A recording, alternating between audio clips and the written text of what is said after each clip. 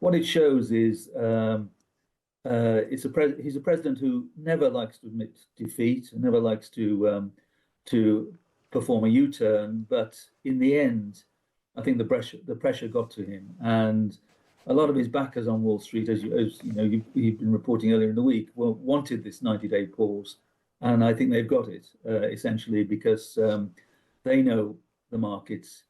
Trump doesn't know the markets that well, but he knew there was a problem there, and that's what he's responded to. Let's start with that breaking story. Donald Trump has announced a 90-day reduction in reciprocal tariffs on all countries, apart from China.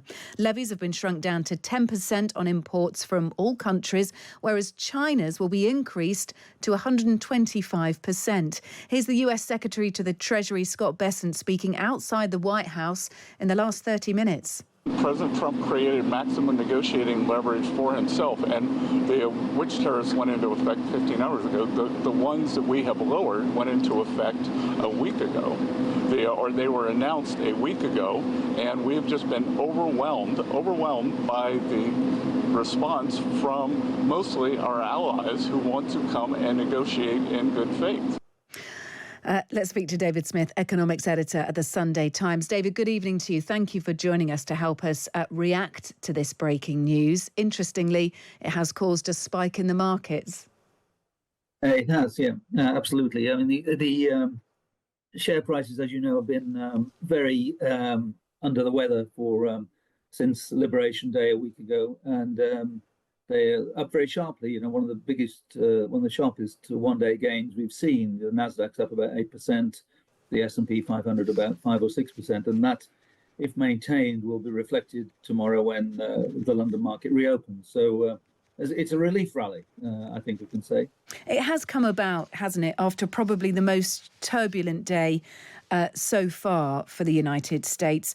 And this concerns government bonds, doesn't it? The all-important US Treasury bonds. Just explain what may have been the straw that broke the camel's back. It may only be 90 days. It may be tariffs are still at 10%. But clearly Donald Trump, well, I think we can interpret this as more than just a trade war against China. It is probably, although it's not said in as many words, reactionary.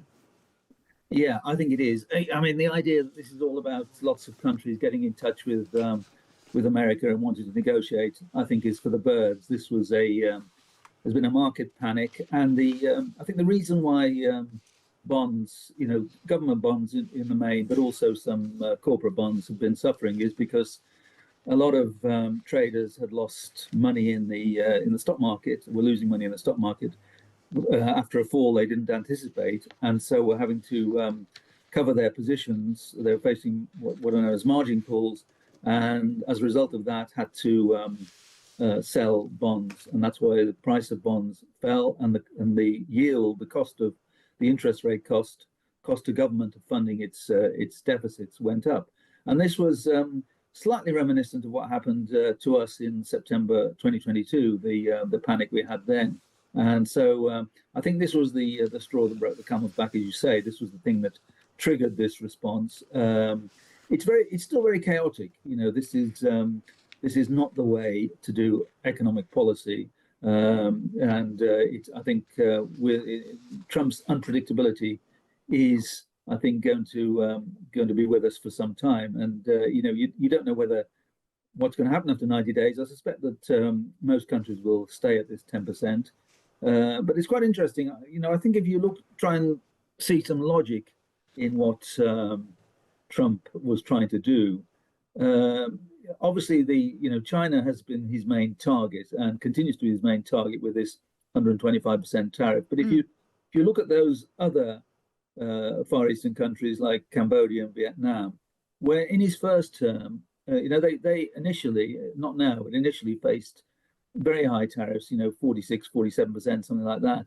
And I think what he was trying to do there was to stop Chinese companies from relocating production to those other countries like Vietnam and Cambodia, and then selling into the States from there, which is what happened when he had a trade war with China in his first term. So I think bringing them down to 10% obviously slightly knocks that strategy, but it means that the trade war is firmly pinned now between America and China. Yeah, it certainly does. It offers protection for America against China, doesn't it? If those goods are flowing more freely and at less of a tariff cost than they would have been, it gives the US more of a buffer against China.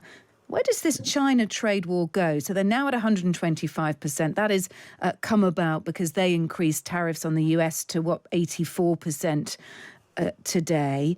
Where does this ultimately go? I mean, I'm aware that, China holds a lot of money, almost 600 billion in US government bonds. I mean, obviously, if they were to have a complete hissy fit and sell those, that would also make China suffer as well. But I wonder about the sort of longer term. Where does this go? Because at the moment, it's only resulting in increased tariffs. It is a proper tit-for-tat trade war at the moment. Yeah. Well, America is never going to eliminate its trade deficit with China, and American consumers are going to feel the effects of this 125% tariff, as they would have done, the previous steps up. A lot of cheap goods in America, goods sold in Walmart and places like that, are originate from China, and ordinary people, Trump voters will notice that the price of a T-shirt, the price of all sorts of consumer goods is going to be a lot higher as a result of these tariffs, and I think they'll have to think about that, because it will add to prices. It will add to be a temporary effect on inflation, both of the 125%, but also the remaining 10% on everybody else. This is going to be a big effect on the prices that people pay, and of course, as we always say, it's the US consumers that pay the tariffs. It's not foreign governments or foreign companies. It's the US consumer, and so I think there is still pain to come, even despite this, as I say, the stock market taking this as a sign of relief, that it's not as bad as it could have been, but it's still very, very, as I say,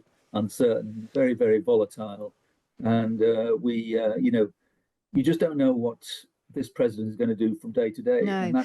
and that's not a good recipe for stability or for confidence. And as Kate Ferguson was just saying with John Pienaar, here is someone who puts a post on social media before anyone utters a word. His top team, Caroline Levitt, the press secretary, the Treasury Secretary Scott Bessent, having to react to the President of the United States posting news that affects world markets on a social media site. It is extraordinary, isn't it? It is extraordinary, and they, and so the line they're all pursuing at the moment is this shows what a great deal maker he is. The art of the deal in practice. What it shows is he's a president who never likes to admit defeat, and never likes to perform a U-turn. But in the end, I think the pressure got to him, and a lot of his backers on Wall Street, as you've been reporting earlier in the week, wanted this 90-day pause, and I think they've got it essentially because they know the markets.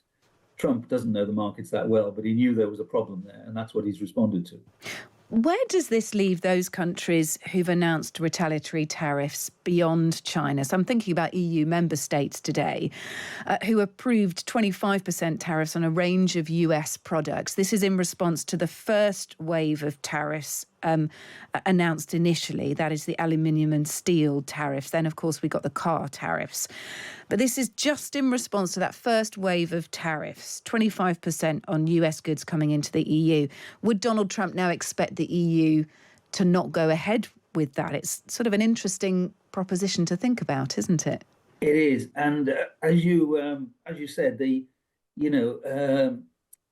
policy made by posts on social media that nobody was expecting, nobody knows about. There just isn't that kind of detail available. I mean, presumably the 25% tariffs on cars still applies. Presumably the 25% tariffs on. Well, we don't know, do we? Unless all tariffs. We simply don't know. I think over the course of the next few hours, you would hope that the U.S. Commerce Department would be able to put out a definitive list of where we are in terms of all those tariffs. Where does this leave Mark Carney in Canada, who's retaliated? Where does it leave the Mexican government? They were left off the Liberation Day list because they are already in a trade battle with America because of Trump's tariffs. It is a bit of a mess, I think. I mean, it's we should be pleased that he seems to be drawing back a bit, but we should also be quite troubled by how confusing and chaotic this is. It is. And do you know what, David? There's nothing we can do about it at the moment, apart from report on it and try and keep sane. Thank you for your help in that direction. Always great to speak to you. David Smith, economics editor of the Sunday Times. Goodness knows where this story will be by Sunday. David, I feel your pain.